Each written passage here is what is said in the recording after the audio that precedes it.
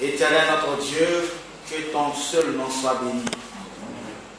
Merci Seigneur, parce que dans ta maison, tu nous enseignes. Tu nous enseignes parce que ton souhait, c'est que nous puissions vivre heureux non seulement sur cette terre, et ensuite être avec toi lorsque tu nous prendras dans ton royaume. Seigneur, bénis tous tes enfants qui sont venus, ceux qui sont en route, que tu presses les pas. Et toi-même, puisses-tu encore ce soir nous parler par ta parole. Au nom de Jésus-Christ, nous te disons merci. Amen. Amen. Je vous assois.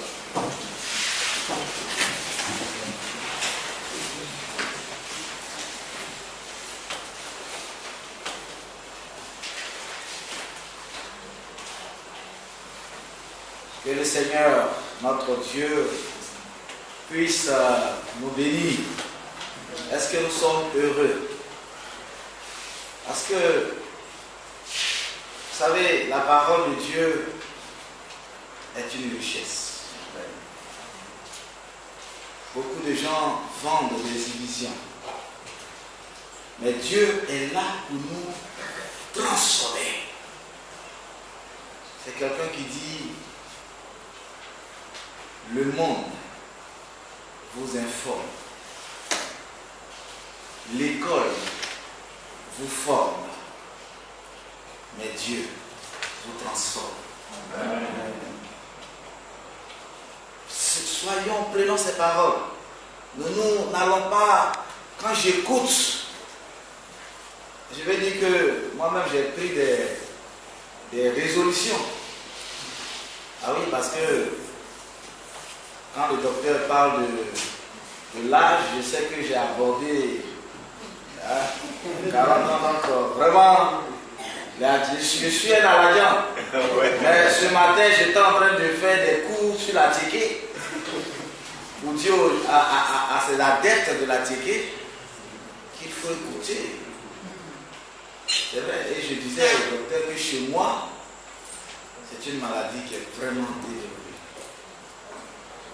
Vraiment développée. J'ai beaucoup de parents qui en sont décédés. J'ai mon père adoptif qui en souffre, qui chaque jour doit faire l'insuline. Et c'est parce qu'il a aussi un peu de moyens. Donc, et lui-même, quand je le visite, il me dit, quand il me voit que je prends un peu de volume, il dit, fais très attention. C'est lui qui me dit ça. Fais très attention et il faut beaucoup bouger. Donc, en tout cas, nous prions et le Seigneur, par sa grâce, nous donnera la force parce que tous ceux qui prennent la décision, Dieu leur donnera la force pour accomplir cela. Ce soir, nous voulons parler d'un sujet aussi important que le sujet que le docteur vient de dire. Nous voulons parler du jour, le jour béni du coach. Nous avons dit hier qu'il y avait un jugement. Et que le jugement va se baser sur la loi. Parce qu'il ne peut pas avoir de jugement sans loi. C'est parce que quelqu'un a enfreint la loi qu'on le juge. Donc Dieu ne peut pas juger les gens sans loi. Et cette loi est appelée la loi de la liberté qui représente les 10 commandements. Aujourd'hui, beaucoup d'églises acceptent. On n'allait pas aller quelque part puis véritablement un homme de Dieu va dire que les 10 commandements sont abolis. C'est difficile d'entendre ça. Mais le seul problème, c'est que dans les 10 commandements, il y a un commandement, dès que vous abordez cela, ils se braquent. Ils sont d'accord que tous les 10 commandements sont là. Hier, nous avons vu que Jacques disait que si quelqu'un observe les 10 commandements, mais qu'enfreint à un seul, il est coupable de tous. C'est bien écrit dans la Bible. Mais quand vous abordez ce thème, tous vos collègues pasteurs se braquent. Ils ne veulent pas entendre parler du jour du coach. Ils ne veulent pas entendre parler de l'anniversaire de la terre. Ils ne veulent pas entendre parler du jour de l'Éternel. Mais nous avons reçu pour mandat de prêcher la parole. Parce que le Seigneur a dit, allez et faites de toutes les nations des disciples, les baptisant au nom du Père, du Fils et du Saint-Esprit, et les enseignant tout ce que je vous ai prescrit. Il a encore dit dans sa parole, ne croyez pas que je sois venu pour abolir la loi ou les prophètes. Je suis venu non pour abolir, mais pour accomplir. Et il a dit, tant que le ciel et la terre ne passeront point, il ne disparaîtra point de ma loi une seule lettre ou un seul iota. Ça veut dire le petit point qui est sur le i ne va pas disparaître. Donc, chers frères, chers amis, ce soir, nous allons parler du jour qu'on appelle le sabbat. Le sabbat qui est le jour du coach, de notre coach.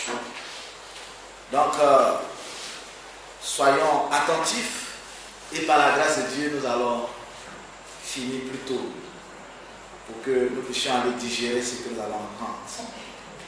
Le jour béni du coach. Dieu créa-t-il, donc ce sera des questions et des réponses avec la Bible. Par la Bible et par la Bible seule.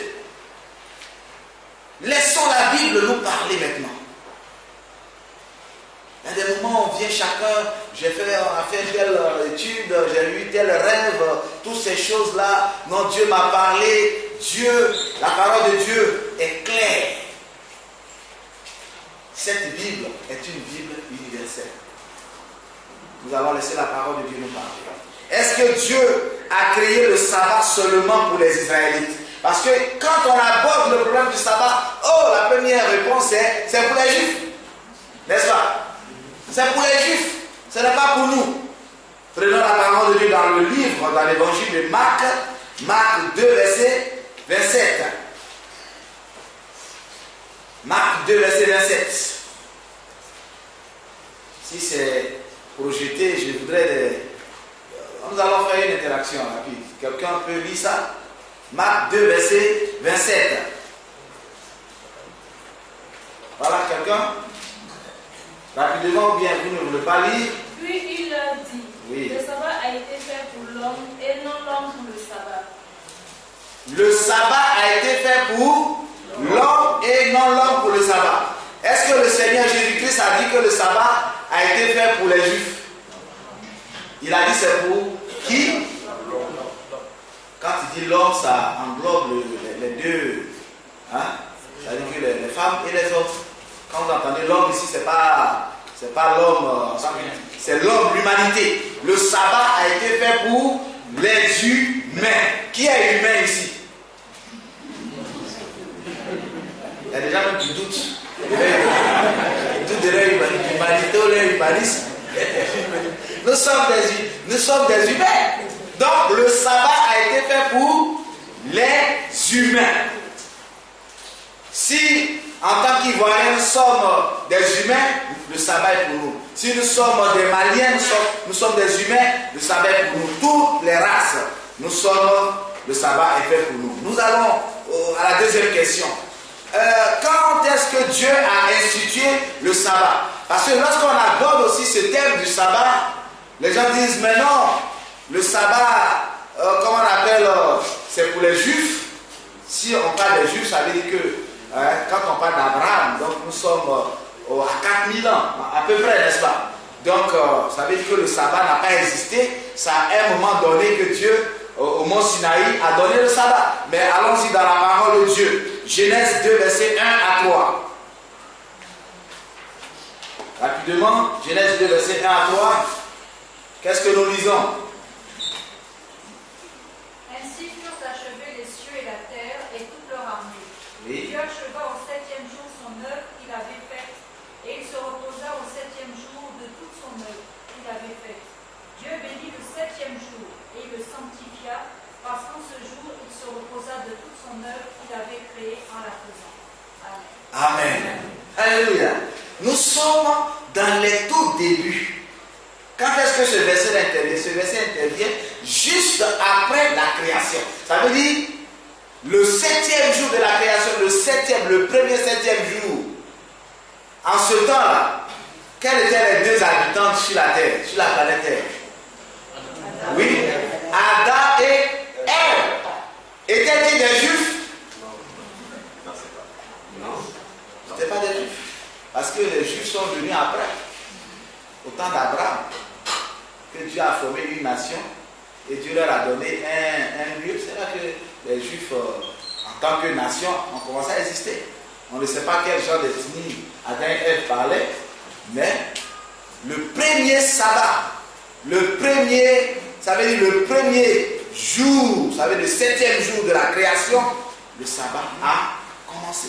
Et pourquoi Dieu donne ce jour?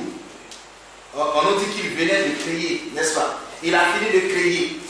Et le 7e jour, Dieu se reposa de toute son œuvre qu'il avait faite. Donc le sabbat a commencé avec la race humaine. Adam et Ève ont été créés quel jour? Le 6e jour. Et le 7e jour, Dieu leur donne le sabbat. Ils n'ont pas travaillé et Dieu leur donne le sabbat. Donc, le sabbat a commencé à la création. À la création. Et à la création, quand Dieu a fini son œuvre, qu'est-ce que Dieu a dit? Tout est. Dieu vit que tout était bon, très bon, parfait. Ça veut dire que le sabbat n'est pas, ce n'est pas un jour malade. Le sabbat est dans la perfection. Ce n'est pas un jour malade, ce n'est pas une chose qu'il faut corriger. Comprenez, aujourd'hui nous les hommes, Dieu est en train de nous amener à une correction. Pourquoi? Parce que nous avons péché. Si vous voyez, Dieu est en train de ramener l'humanité à l'état originel.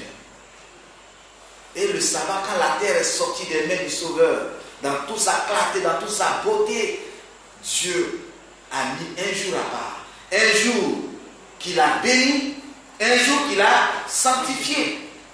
Un jour où il se reposa pour donner un exemple à l'humanité. Nous continuons. Quel jour de la semaine est le sabbat? Nous venons de le lire, n'est-ce pas? Genèse 2, versets 2 à 3. Quel est le jour qu'on appelle le sabbat? Le 7e jour. Le 7e jour est le sabbat. Aujourd'hui, il y a des histoires, il y a des problèmes pour savoir. Quand on va à l'école, souvent les enfants vont leur demander mais quel est le 7e jour? D'autres vont dire que c'est le dimanche. Voilà, tout cela. Nous avons tous des portables, ça veut dire des ordinateurs, des mini-ordinateurs. J'ai essayé de fouiller un peu dans mes portables et j'ai constaté que tous mes portables, le 7e jour tombe toujours sur le samedi. Vous pouvez vérifier dans vos portables, le calendrier. Vrai ou faux?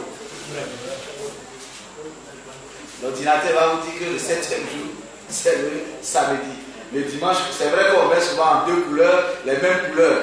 Mais le premier S là, ça veut dire Sunday, c'est le dimanche, puisqu'après c'est M dessus, ça veut dire Monday, c'est le lundi. Et puis le dernier S, c'est le Saturday, ça veut dire le samedi. C'est dans les ordinateurs, c'est dans vos portables, sur vos montres, tout ça. Donc, il n'y a pas le 7e jour, c'est clair.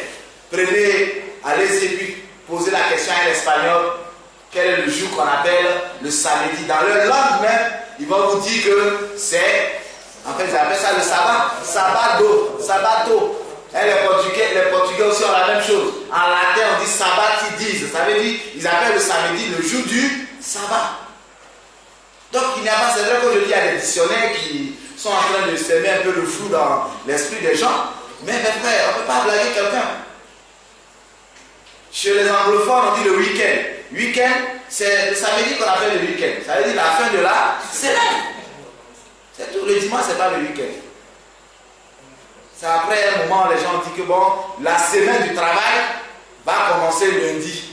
Donc, à la semaine du travail, ça veut dire ça, c'est les hommes qui ont décidé qu'ils vont commencer à travailler le lundi. Puisque dans le temps, les Romains, vous savez, les Grecs, les Romains, c'était des gens qui aimaient beaucoup les loisirs, les plaisirs. Donc ils se sont donné un jour pour faire beaucoup de sport. C'est pourquoi aujourd'hui même là, le dimanche est choisi pour faire beaucoup de sport. Ils aimaient, vous savez, quand on parle des Jeux Olympiques, ça a commencé où ça? C'est les Grecs. Hein? Comment c'est qu'on appelle les PMU, les courses des chevaux, toutes ces choses-là ne datent pas d'aujourd'hui. Ça vient de ce temps-là. Donc ils ont dit, bon, nous les dimanches, on travaille, mais les dimanches là, on va utiliser ça pour faire le sport, pour faire les luttes, pour faire les courses à chevaux, tout ce que vous connaissez comme sport. Et puis maintenant le lundi, on va travailler. Et c'est après, plus tard, que l'Église a légalisé ça. Ça c'est de l'histoire. Nous allons continuer. Donc, le 7e jour est le sabbat. Comment Dieu démontra-t-il l'importance de son saint sabbat? Exode 20, versets 8 à 11. Exode 20.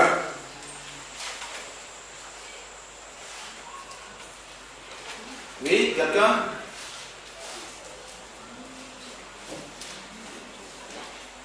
Exode 20.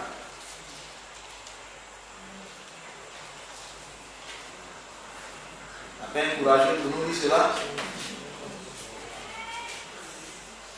Exode 20, verset 8 à 11. Souviens-toi du jour du repos pour le sanctifier. Oui. Tu travailleras 6 jours et tu feras tout ton ouvrage. Oui. Allons-y. Mais le 7e jour est le jour du repos de l'Éternel, ton Dieu. Tu ne feras aucun ouvrage, ni toi, ni ton fils, ni ta fille, ni ton serviteur, ni ta servante, ni ton bétail, ni l'étranger qui est dans tes portes. Car en 6 jours, l'Éternel a fait les cieux, la terre et la mer, et tout ce qui y est contenu, et il se reposait le 7e jour. C'est pourquoi l'Éternel a béni le jour du repos et l'a sanctifié. Amen. Amen. Vous savez, si ce jour-là n'était pas important, Dieu n'aurait pas mis le commandement du sabbat dans les 10 commandements. 10 commandements. Et dans ces 10 commandements-là, Dieu trouve une place pour le commandement du sabbat. Et aucun homme aujourd'hui ne va dire que non, ce n'est pas important. Les 10 paroles de Dieu qui résument tout ce que Dieu veut. Vous savez, la loi de Dieu, on dit la loi d'un pays, la constitution d'un pays, c'est sur quoi est basé sur le pays. Donc quand on touche même à la constitution d'un pays, c'est que ce pays-là n'existe plus. Si vous avez votre loi dans votre maison, par exemple, que chez vous, on ne doit pas fumer dans votre maison. Chacun dans sa maison a sa loi. À telle heure, les enfants doivent se coucher. À partir d'une certaine heure, on ferme les portes. Chacun a sa constitution à la maison. Et puis quand quelqu'un vient chez vous, peut-être un frère, un parent qui n'a pas vécu avec vous, quand il arrive, toi à 21h, tu dois fermer les portes, tes enfants doivent être au lit, toutes ces choses. Et puis lui, il est encore au dehors à 22h. Comment vous vous sentez? On se sent comment? Bafoué. Et on est prêt à vider les gens. On dit, si tu ne veux pas t'es chez moi, si tu ne veux pas te soumettre, tu prends ta porte et tu t'en vas. N'est-ce pas? Chez vous, on ne fume pas. Quand quelqu'un vient, vous ne permettez pas qu'il fume. Dans votre voiture, vous ne fumez pas, vous ne pouvez pas prendre quelqu'un. Souvent, quand il dit non, excusez-moi vraiment, je ne supporte pas ça. Les gens, chacun a sa loi. Donc Dieu a sa loi. Et dans sa loi, il a choisi de mettre le commandement du sabbat. Je crois que c'est important. Et la Bible nous dit que les commandements, ça veut dire les 10 commandements. Rappelez-vous quand Moïse est allé prendre les tables de pierre. Quand Moïse est allé, c'est Dieu même qui a écrit les 10 commandements sur les tables de pierre. La Bible dit que Dieu a écrit de son propre doigt sur les pierres. Qu'est-ce que cela signifie? Souvent quand on passe sur les ponts, on a gravé le pont Félix Houphouët-Boigny. Ou bien quand les gens on veut faire la dédicace d'un bâtiment, on n'écrit pas sur les papiers. On écrit où? Sur la pierre. Il pleut. il fait chaud. Le marbre même, ça est là. Ça veut dire de génération en génération. À moins qu'on vienne casser ça. Et Dieu a pris le soin d'écrire sur la pierre de son doigt. Rappelez-vous, c'est ce même doigt-là qui a écrit hier devant Belchassar. Et quand Belchassar a lu, le même jour, là, quand Dieu a dit que ton royaume est divisé, toi-même on t'a apaisé, tu es léger, tout ça là, le même jour, l'empire, les Mèdes et les Perses sont venus renverser Babylone. Et Belchassar est mort avec tous ces généraux. On ne s'amuse pas avec la parole de Dieu. Dieu a montré l'importance en inscrivant cette loi dans les 10 commandements. Si un serviteur de Dieu vous dit que ce n'est pas important, s'il vous dit que non, le sabbat n'est pas important, dites-lui, je viendrai faire une sortie avec votre épouse. Non, parce que ça, commettre l'adultère, ce n'est pas important aussi. Vrai ou faux? Et ne touchez pas à quelqu'un qui vous vole. Ne l'amenez même pas à la police. Pourquoi aujourd'hui, les gens, quand on attrape un voleur, mais ce n'est pas la peine. J'ai croisé une fois un voleur à Saint-Michel. Mais les gens étaient là pour soulever les cailloux. On soulevait les cailloux et les cailloux tombaient. Je criais, mais qu'est-ce qui se passe? On dit, c'est un voleur, il a voulu voler un véhicule. On est impitoyable. Mais je ne vous encourage pas à le voler. Mais je vais dire, ayons. Parce que si c'est comme ça que Dieu nous traitait, franchement. Mais chez Dieu, le voleur, là, il est au même niveau que celui qui transgresse aussi son jour. Parce que tu ne voleras pas, c'est dans les 10 commandements. Souviens-toi du jour du repos. Et c'est le seul commandement où Dieu dit, souviens-toi. Parce que Dieu sait que les hommes vont oublier. Ou vont faire semblant d'oublier. Frères et sœurs, chers amis, Dieu a donné un jour. Selon Dieu, quelles sont les 2 choses précieuses dont le sabbat serait un signe? Exode 31, verset 17. Exode 31, verset 17. Il est écrit, ce sera entre moi et les enfants d'Israël un signe qui devra durer à perpétuité. Perpétuité, un synonyme, c'est pour l'éternité.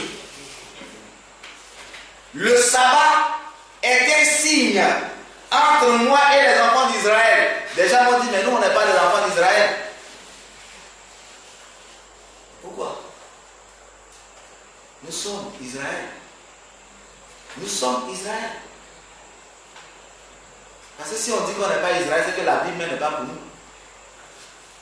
Parce que tous ceux qui ont écrit la Bible, ce sont des Juifs. On n'a plus besoin de ça.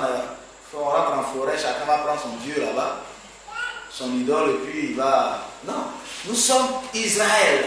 Nous sommes les descendants d'Abraham. Parce que la descendance d'Abraham, en qui toutes les nations devaient être bénies, c'était Jésus. C'est ça. Et nous sommes tous issus de Jésus. Nous allons voir dans la suite que le sabbat est pour tous les humains. Donc, c'est un signe entre moi et les enfants, entre les enfants et moi, un signe qui devra durer à perpétuité. Il dit 46 jours, l'Éternel a fait les cieux et la terre. Le sabbat nous rappelle toujours que Dieu est créateur, que nous sommes les créatures. Parce que quand vous enlevez le sabbat de votre vie, vous dites expressement que Dieu n'est pas votre créateur. Annuler le commandement du sabbat, c'est rejeter Dieu en tant que créateur et aussi en tant que rédempteur. Parce que Dieu est le rédempteur parce qu'il est le créateur.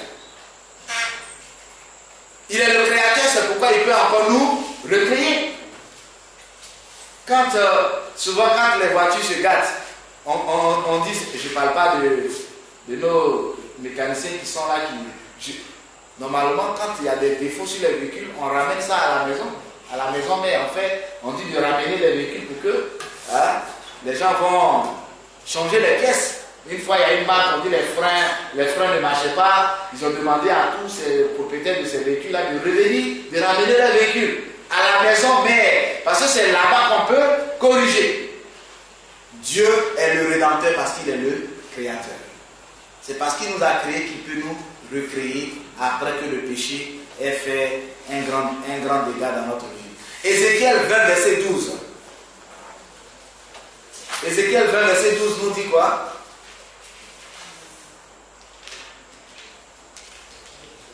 Je leur donnais aussi mes sabbats, Oui. comme un signe entre moi et eux, pour qu'ils connaissent que je suis l'Éternel et les sanctifie. Amen. Je leur donnais aussi mes sabbats comme un signe entre moi et eux. Vous voyez, l'Éternel insiste pour dire que le sabbat est un signe. C'est comme entre un homme et son épouse, il y a un signe. C'est pourquoi le jour que quelqu'un va s'hasarder à prendre la femme de quelqu'un, voilà, vous allez voir le signe là. C'est un signe. Ce n'est pas comme ça qu'on prend femme de quelqu'un, il y a un mari de quelqu'un. Non, il y a un signe. D'abord, le signe visuel visible qu'on voit ici, c'est peut-être le champ des alliances. Voilà, la même alliance que chez la femme, ça se trouve aussi chez l'homme. Mais il y a les papiers qui ont été signés. Les papiers qu'on signe à la mairie, qu'on signe à l'église. À la mairie, ça se dépose au tribunal. On ne s'amuse pas. Et Dieu dit que c'est un signe. Le sabbat est un signe. Donc quand vous transgressez le sabbat, ça veut dire que vous enlevez la paternité de Dieu sur vous. Allô? Est-ce que nous comprenons? C'est comme quand une femme, si tu enlèves l'alliance de son mariage, de son doigt, ou bien un homme enlève l'alliance là, ne regardez pas mes doigts. Je n'ai pas enlevé mon alliance. Mon alliance c'est dans mon cœur. Ça c'est un problème physiologique. C'est vrai que beaucoup ne voient pas l'alliance sur le pasteur. C'est un problème physiologique. Ça veut dire que je ne supporte pas ça, c'est tout. Donc ça est chez ma femme. Voilà, elle a les deux.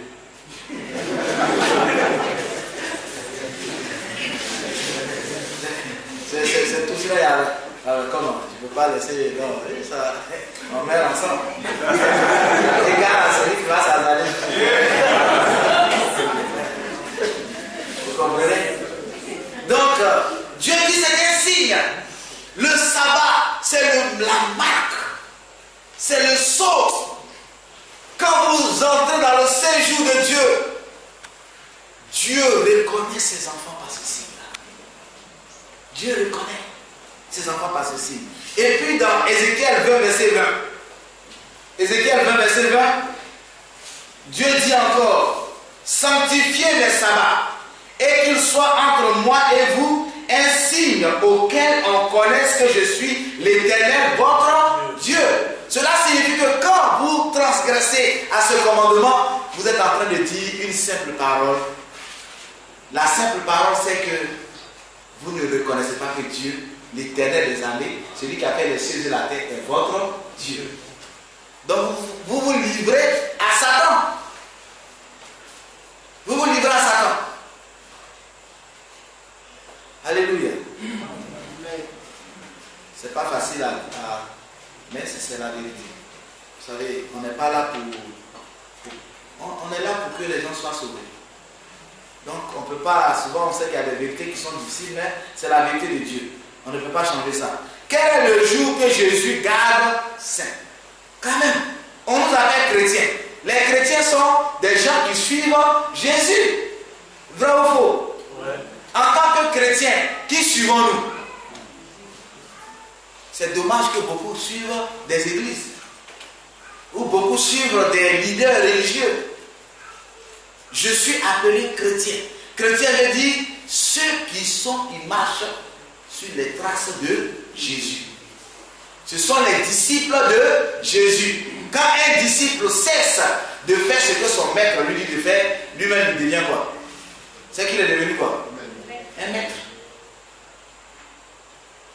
Quand vous êtes au karatéka, vous êtes un karatéka que vous avez un maître, voilà, vous faites les épreuves, puis à un moment donné, il y a des gens qui se battent avec le maître. Ça c'est pour sortir maintenant de son école. Si tu as réussi, sont les disciples de Jésus. Luc 4, verset 16. Luc 4, verset 16 nous dit quoi? il se rendit à Nazareth où il avait été élevé. Et selon sa coutume, il entra dans la synagogue le jour du sabbat. Il se leva pour faire la lecture. Selon sa coutume. Oh, frères et sœurs, nous sommes appelés chrétiens. Nous avons notre nom à cause de Jésus-Christ.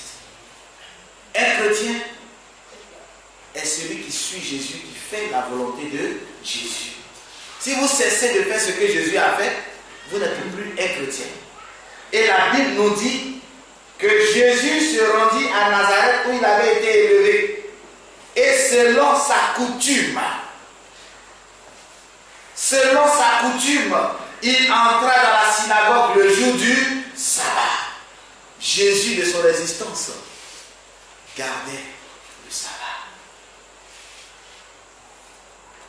Et si nous les chrétiens nous disons que nous sommes avec Jésus, nous devons marcher comme lui-même a marché. Prenons 1 Jean 2 verset 6. 1 Jean 2 verset 6.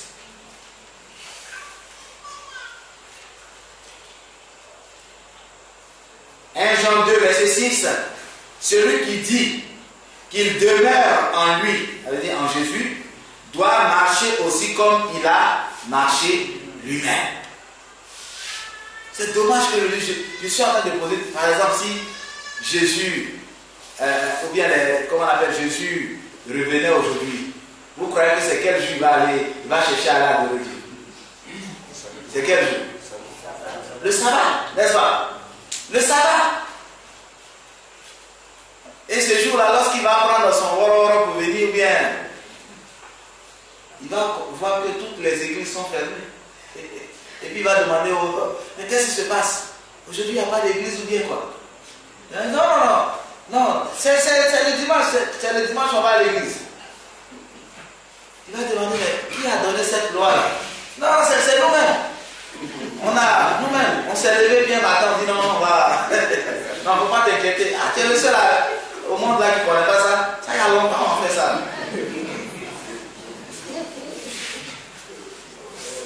Quelle était la coutume de Paul? On va dire, bon, Jésus, quand il est mort, il est ressuscité, en partant au ciel, certainement, il a dit à ses disciples que j'ai changé le jour d'adoration, n'est-ce pas? On va demander à Paul, vous savez, dans la Bible que je possède, le Saint Paul que nous citons chaque jour, Paul a écrit 13 livres. Paul, le seul Paul là, il a écrit 13 livres qui sont canonisés. C'est-à-dire que Paul est venu après, mais lui seul il a 13 livres. Vous commencez par Romains, 1 Corinthiens, 2 Corinthiens, Éphésiens, Galates, tout ça, 1 Thessaloniciens, 2 Thessaloniciens, Philippiens, Colossiens, tout ça là, c'est Paul, Tite, 1 Timothée, 2 Timothée, tout ça là c'est Paul. Donc, quelqu'un qui pèse lourd dans la parole de Dieu, je crois que c'est une autorité, n'est-ce pas? On va lui demander un peu qu'est-ce qui se passait si Jésus lui a donné un message pour nous. Acte 17, verset 2. Prenons Acte 17, verset 2.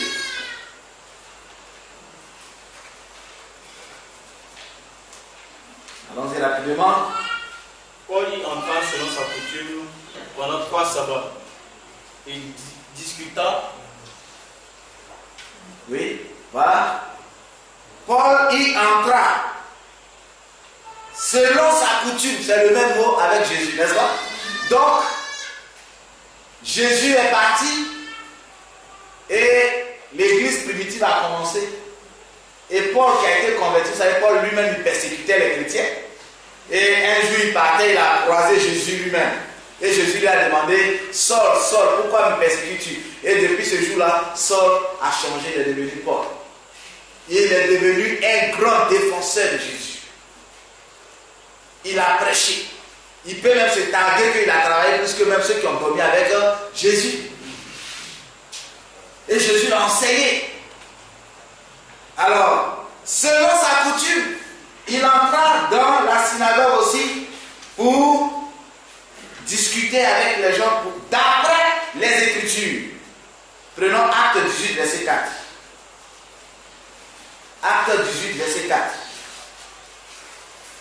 Paul discourait dans la synagogue chaque sabbat. Et il persuadait des Juifs et des Grecs. Donc, quelle est l'habitude de Paul? Qu'est-ce que Paul nous enseigne? L'autorité du sabbat. Donc, après Jésus, les apôtres n'ont pas laissé le sabbat. Ils n'ont pas laissé le sabbat. Les apôtres se sont-ils entretenus avec les non-juifs le jour du sabbat? On va voir un peu les amis de Paul. Acte 13, verset 42. Prenons Acte 13, verset 42. C'est la Bible, hein? On ne peut pas... Acte 13, verset 42. Qu'est-ce que nous lisons? Lorsqu'ils sortirent, on les pria de parler le sabbat suivant sur les mêmes choses. Ça, c'est Paul et ses compagnons, n'est-ce pas? Et les autres, les disciples. Donc, lorsqu'ils sortirent, on les pria de parler le sabbat suivant. Donc, le jour d'adoration, là, c'était le sabbat. Le 7e jour de la semaine. Jusque-là, il n'y a pas de problème. Les chrétiens qui sont sortis, ceux qui ont lutté, qui ont parlé, vous savez, ces gens, ils avaient l'amour de Jésus. Ils attendaient le retour de Jésus. On les frappe, ils se lèvent, ils continuent de prêcher. C'est pas comme nous aujourd'hui, on est devenus trop tiers. Et eux, ils gardaient toujours le sabbat. Acte 16, verset 13. Acte 16, verset 13.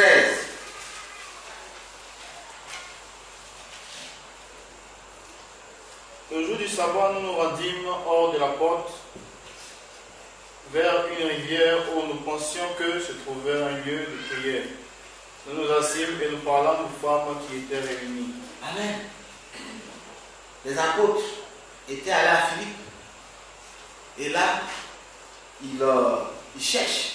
Il n'y a pas d'église encore, c'est comme quelqu'un qui arrive dans une ville, il cherche. Et ils ont cherché, il n'y avait pas d'église. Mais ce n'est pas parce qu'il n'y avait pas d'église qu'ils ont dit non, comme il n'y a pas d'église, non, on ne va pas adorer. Ils savent que leur Dieu on peut adorer Dieu n'importe où. Donc ils sont allés près d'une rivière où pour trouver un lieu assez calme. Et là, ils ont observé leur sabbat et ils ont évangélisé des femmes ce jour-là. Nous continuons. Jésus avait-il pour intention que son peuple observe le sabbat après qu'il mourut pour leurs péchés? Matthieu 24, verset 20. Est-ce que Jésus même espérait que son peuple devait toujours continuer à garder le sabbat? Matthieu 24, verset 20. Qu'est-ce que nous lisons?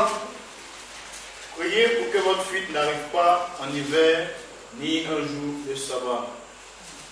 Si le sabbat allait être aboli, pourquoi Jésus va encore mentionner ça? Vous savez, quand Jérusalem a été détruite, c'était en l'an 70. En l'an 70. Et vous savez que Jésus-Christ, depuis, comment on appelle ça, notre ère, en l'an 27, il a été baptisé, en l'an 31, il est parti. Et c'est jusqu'en l'an 70 que les Romains sont venus détruire le temple à Jérusalem. Combien d'années après? Près de 40 ans que Jésus a fait cette prophétie-là. Parce qu'il savait que le temple allait être détruit. Rappelez-vous qu'il a dit qu'il ne restera pas pierre sur pierre. Quand les disciples lui ont dit, mais tu vois, le temple là c'est tellement beau. Et Jésus leur a dit, il ne restera pas pierre sur pierre. En l'an 70, que ce temple a été détruit. Et Jésus leur disait déjà, priez que votre fuite ne soit pas un jour de sabbat. Parce que si c'est un jour de sabbat, ça sera grave. C'est comme dans le temps, il y a certains pays qui aimaient attaquer Israël le jour du sabbat. Pourquoi? Parce que c'était un jour où ils se reposaient. Donc les militaires ne travaillaient pas.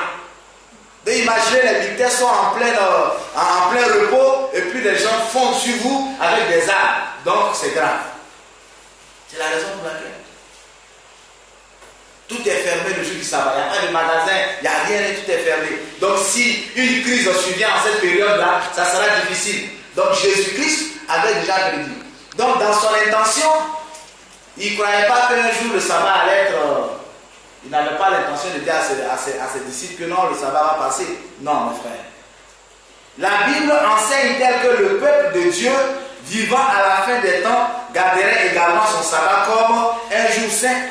Prenons Apocalypse 12, verset 17. Est-ce que la Bible nous dit que le peuple de Dieu, vous savez, ceux qui se réclament de Jésus-Christ, vers la fin des temps, est-ce que eux là, ils vont garder le sabbat ou bien ils ne vont pas garder le sabbat? Prenons la Bible, Apocalypse 12, verset 17.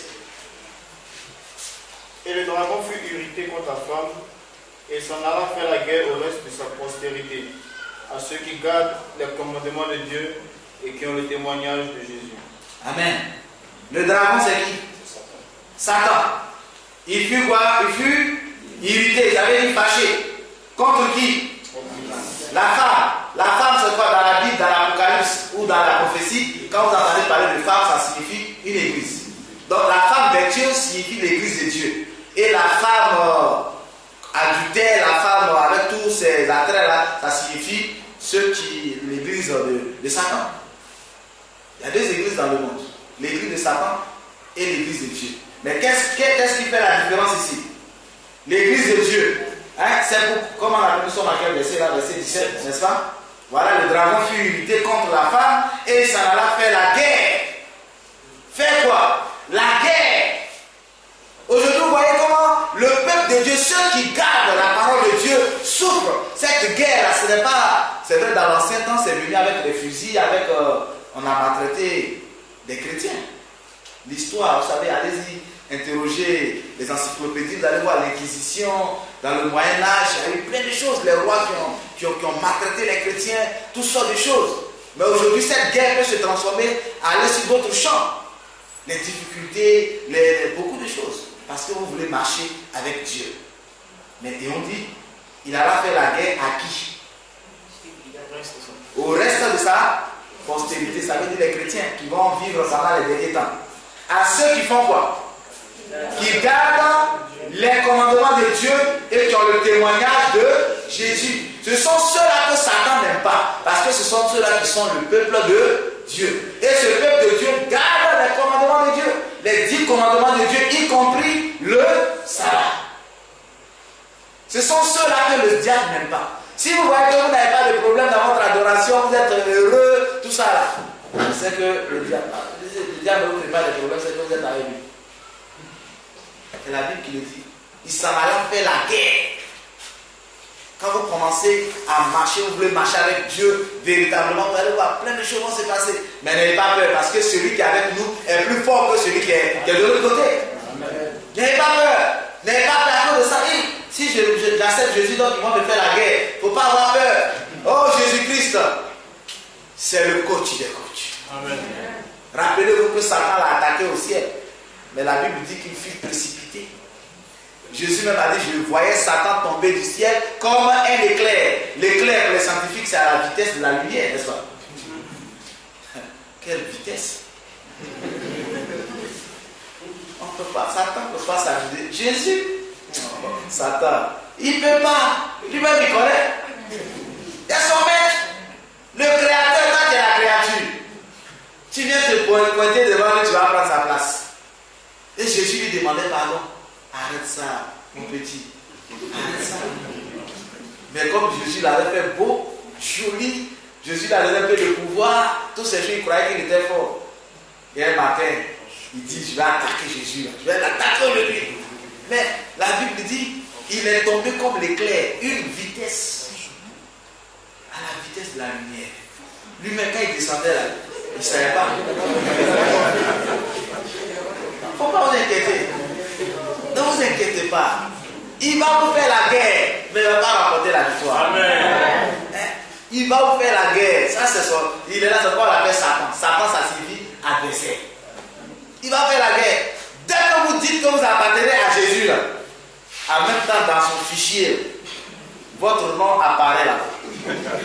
Alléluia.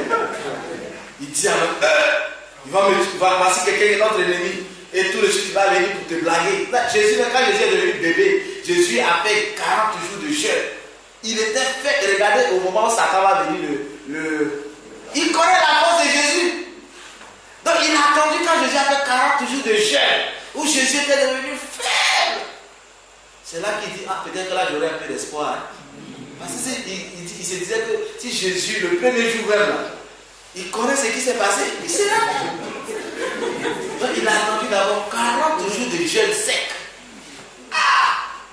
Maintenant il voit que Jésus est fait. Jésus avait faim. La Bible dit que Jésus avait faim. C'est là qu'il vient maintenant pour le tenter. Il dit si tu es fils de Dieu, ordonne à ces cailloux là de devenir, comment on appelle, le pain. Mais Jésus lui dit, l'homme ne vivra pas de pain seulement, mais de toutes paroles qui sont à la bouche. Alléluia. Il a transporté quelque part, il dit, et puis il cite les Écritures. C'est parce que si vous ne connaissez pas la Bible, Satan va vous blaguer. Parce que lui, quand il cite les Écritures, il saute tout, il fait tous les 3 points de suspension quelque part. Il dit, ton Dieu a dit qu'il va envoyer des anges pour te prendre, pour ne pas que ton pied heurte une pierre, dont tu peux te laisser tomber. Mais il a oublié que Dieu a dit, dans tes voies. Dans tes voies, ça veut dire, tant que tu marches selon la voie de Dieu, oui, Dieu te protégera. Mais Dieu n'a pas dit d'aller dire que non, toi tu peux te jeter. Comme un pasteur au Nigeria qui a appelé les journalistes. Il dit de venir que lui aujourd'hui il va faire le miracle de Daniel. Il va rentrer dans la fosse au lion. Toutes les caméras étaient là. Et les lions, il a dit les lions n'ont qu'à t'affamer. Les gens lui ont demandé de parler. Il dit ne vous n'avez pas la foi. Ça va te donner quoi? C'est quel l'enjeu? Et il s'est levé, les journalistes étaient là. Et même le gardien du zoo, c'est le lion qui a ouvert la porte. Mais dès qu'on a ouvert la porte, le lion l'a attrapé comme ça. C'est fini. Mais nous, il ne faut pas tenter d'y aller là tout le temps dire. On te dit que dans ce coin, c'est dangereux. Il y a les bandits là-bas. Tu es au courant de ça. Tu dis non, moi je suis avec Dieu. Il a traversé le coin, Washington.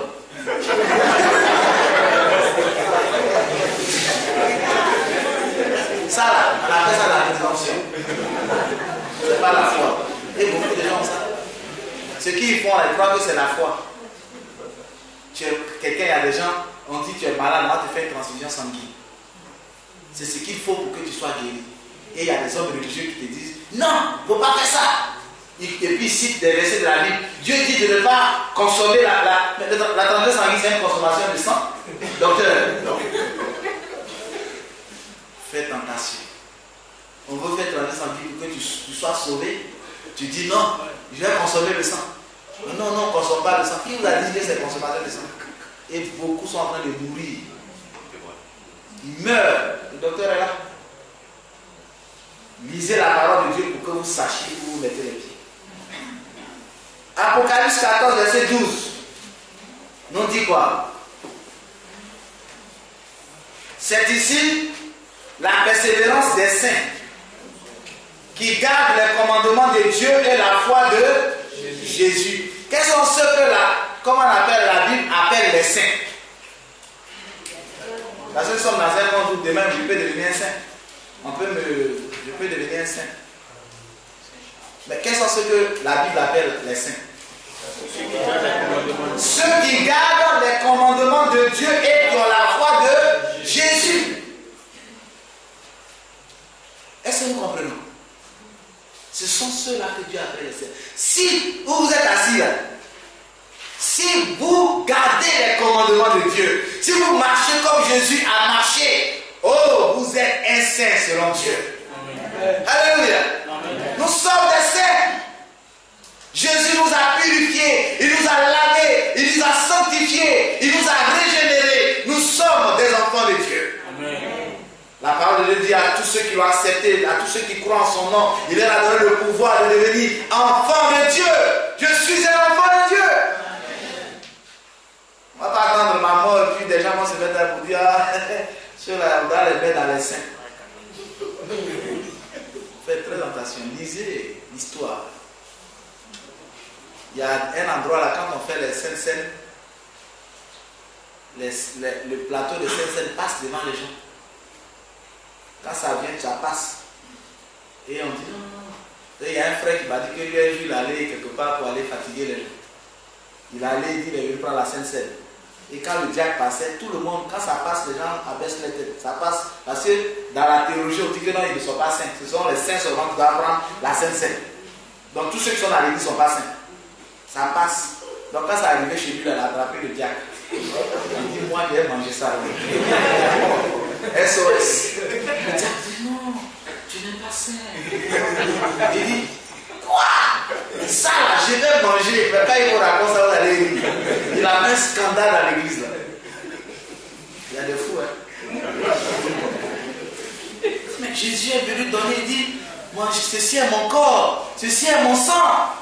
Mais pourquoi vous ne voulez pas qu'on prenne ça? Attention, on n'est pas seul là. On est venu faire quoi ici? Lisez la Bible, sinon les gens vont vous tromper. Jésus-Christ a dit, faites attention de sorte que personne ne vous séduise. Ceux qui seront sauvés observeront-ils le sabbat sur la nouvelle terre? Prenons Ésaïe 66, verset 22 avec moi. Ésaïe 66. Allons-y vite, on va finir. Regardez. Est-ce que le sabbat, on va observer ça encore sur la nouvelle terre? Ésaïe 66, oui, verset 22 à 23. Car comme les nouveaux cieux et la nouvelle terre que je vais créer subsisteront devant moi, dit l'Éternel, ainsi subsisteront votre postérité et votre nom. À chaque nouvelle lune et à chaque sabbat, toute chair viendra se prosterner devant moi, dit l'Éternel. Amen. Sur la nouvelle terre, le sabbat sera toujours observé. Parce que le sabbat, c'est le symbole de l'autorité créative de Dieu. Dieu. C'est ça. C'est pourquoi nous-mêmes, en tant qu'humains, nos enfants portent nos noms. C'est quand il y a peut-être des problèmes qu'après l'enfant peut dire que lui, il a même le nom de. Comme aujourd'hui, les lois sont bizarres, là, c'est tout. Sinon, le nom que le papa a donné à c'est ça. Dieu est le créateur. Et même sur la nouvelle terre, il sera toujours le créateur. Donc le sabbat est le signe que Dieu est le créateur. Donc c'est maintenant qu'il faut commencer à garder le sabbat. Peut-on savoir quel jour est le sabbat? Luc 23, verset 54. Depuis on dit le sabbat, le 7e jour, on n'a pas encore dit si c'est quel jour. Nous, dans notre calendrier, on parle de vendredi, on parle de samedi, on parle de dimanche. Quel est ce jour-là? Luc 23, verset 54. C'était le jour de la préparation et le sabbat allait commencer. C'était le jour de la préparation et le sabbat allait commencer. Cette histoire-là parle de quoi? Du jour où Jésus-Christ a été crucifié.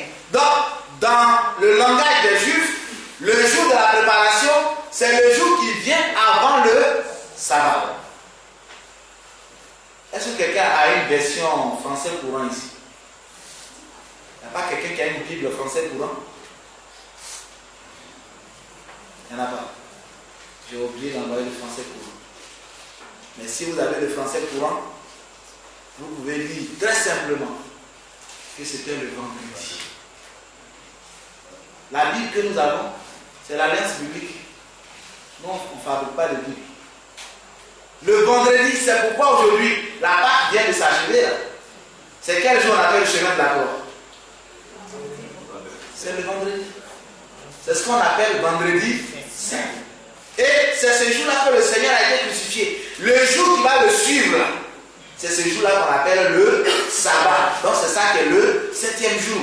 Allons-y dans Luc 24, verset 1.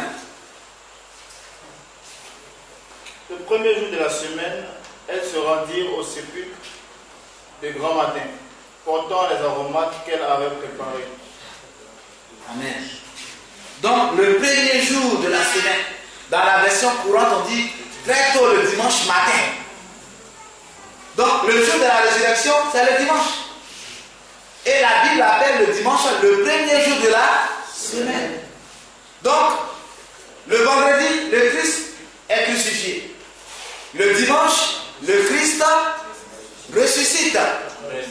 Le 7e jour est au milieu. Et c'est le samedi. Très simple. À la création, le 7e jour, le Seigneur se repose après avoir créé. À la rédemption, le 7e jour, le Seigneur se repose dans la tombe après avoir racheté les humains. Rappelez-vous que sur la croix, il a dit tout est accompli. Le 7e jour, c'est le sabbat. C'est le samedi, mes frères et mes sœurs. Dieu permet-il à quiconque de changer son saint jour? Est-ce que Dieu permet à quiconque de changer son saint jour? Proverbe 30, verset 5 à 6. On va lire rapidement. Proverbe 30.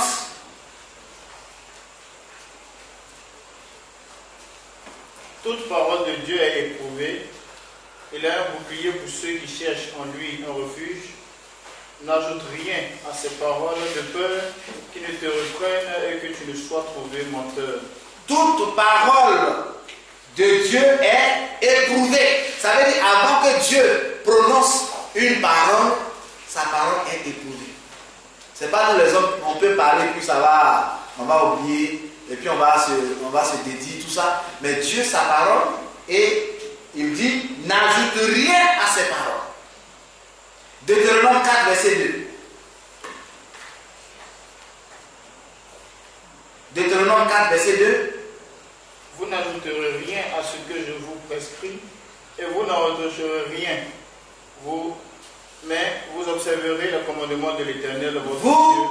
Vous n'ajouterez rien et vous ne retrancherez rien. Ce que vous avez à faire, c'est d'observer ce que je vous ai dit. La parole de Dieu est claire. 1 Chronique 17, verset 27.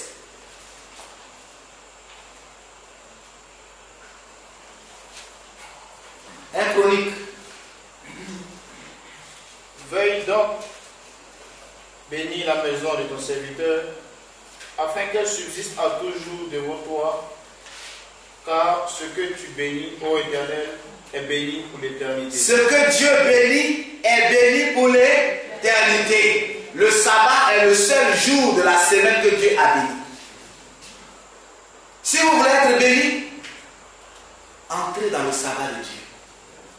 C'est le seul jour. Et ce que Dieu bénit est béni éternellement.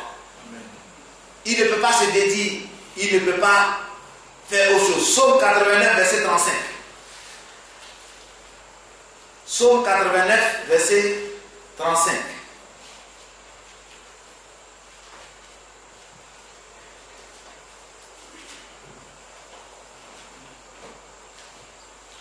Oui. J'ai juré une fois par ma sainteté, mentirai-je à David?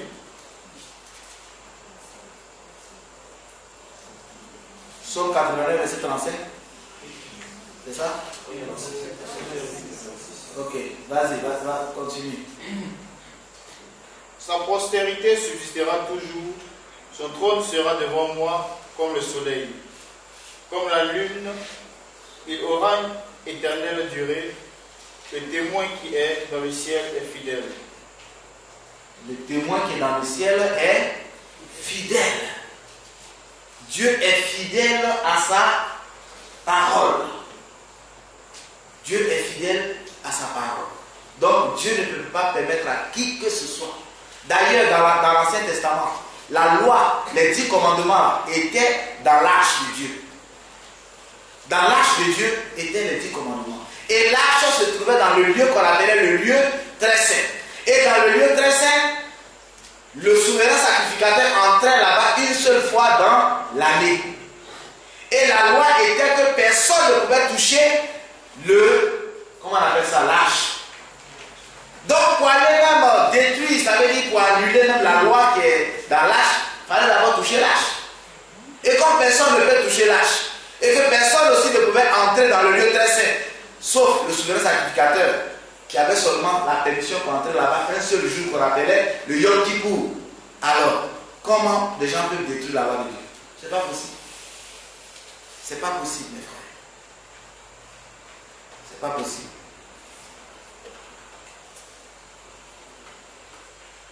Donc, comment Dieu appelle son jour? Jour, Exode 20, verset 10. N'est-ce pas? Et dans Marc 2, verset 28. Jésus dit le Fils de l'homme est maître du sabbat. Donc quand on dit le jour du Seigneur dans l'Apocalypse, ce n'est autre que le jour du sabbat.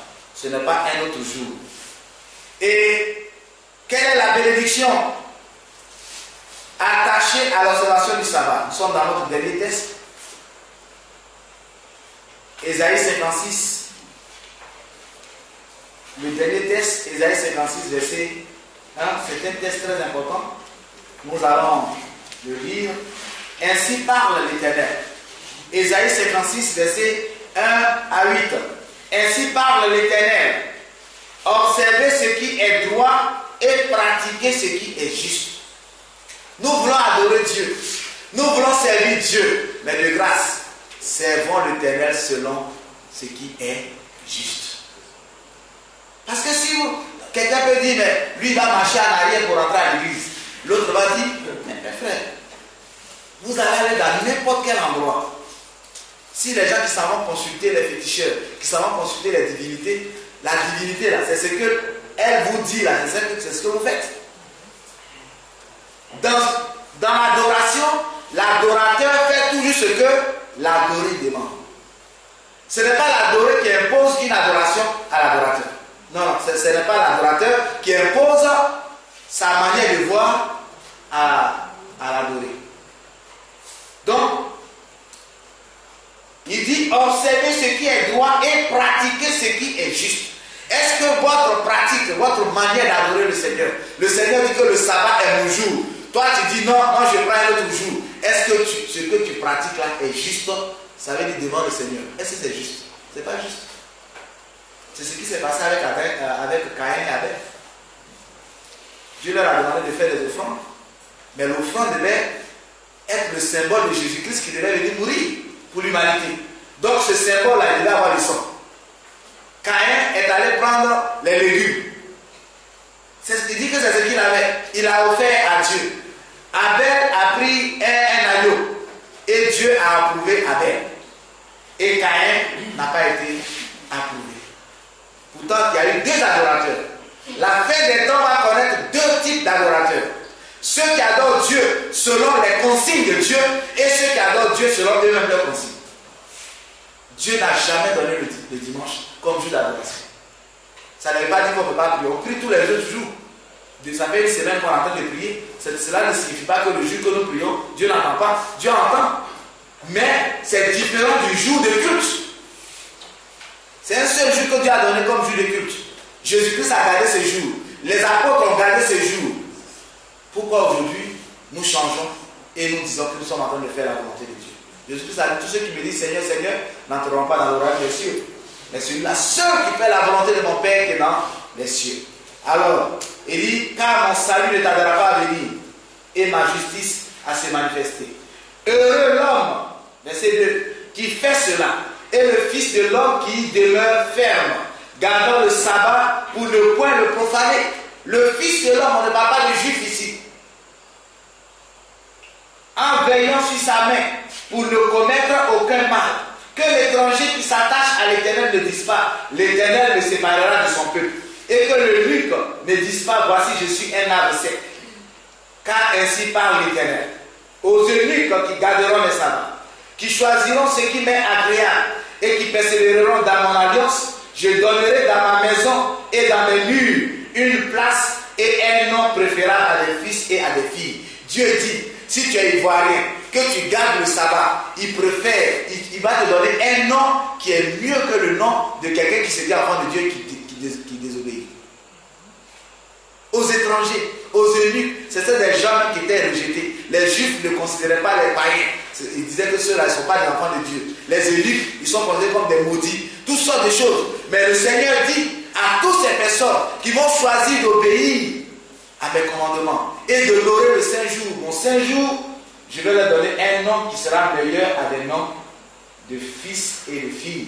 Je leur donnerai un nom éternel, ça veut dire c'est la vie éternelle, qui ne périra pas. Et les étrangers qui s'attacheront à l'Éternel pour le servir, pour aimer le nom de l'Éternel, pour être ses serviteurs. Tous ceux qui garderont le sabbat pour ne point le profaner et qui persévéreront dans mon alliance, Je les amènerai sur ma montagne sainte et je les réjouirai dans ma maison de prière.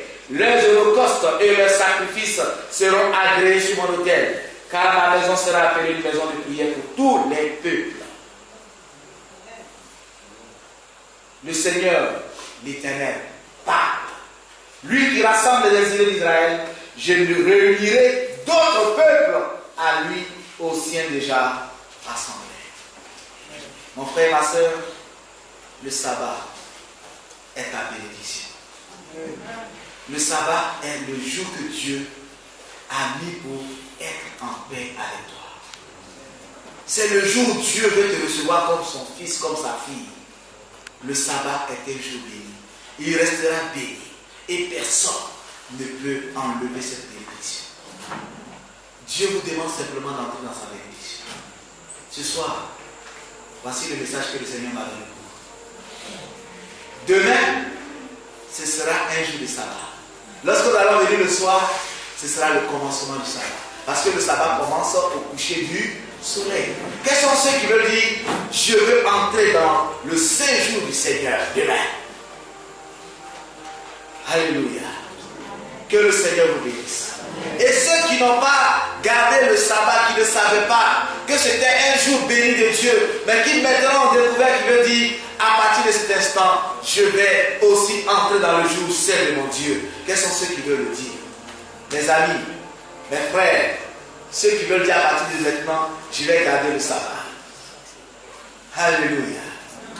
Alléluia. Que le Seigneur vous bénisse. Nous allons nous lever pour le Éternel, nous te disons merci pour ta bonté. Merci infiniment. Merci pour le beau sabbat que tu nous as donné. Alors que tes enfants ont pris la résolution de marcher avec toi. Seigneur, toutes les bénédictions que tu as prononcées dans ta sainte parole, que cela s'accomplisse dans notre vie. Et qu'ils sentent combien il est bon d'entrer dans le repos de Dieu. Parce que le sabbat est aussi un signe du repos éternel que tu nous réserves. Et qu'aucun ne vienne en retard. Seigneur, merci. Bénis chacun de nous. Au nom de Jésus-Christ. Amen. Amen. Nous allons interpréter notre chanteur. Oui, Seigneur, nous levons nos yeux vers toi. Merci parce que le sabbat est là pour nous apprendre qu'un repos nous est réservé. Un repos éternel. Dans lequel les souffrances de la terre, les souffrances actuelles ne seront plus. Seigneur, merci de nous avoir éclairés. Merci pour la force que tu nous donnes. Parce que je puis tout par celui qui me fortifie. Bénis ton peuple. Et tous ceux qui ont accepté, Seigneur, d'entrer dans ton repos, que ta grâce soit avec chacun. Renvoie-nous dans ta paix maintenant. Puisses-tu nous conduire demain pour la gloire de ton Seigneur.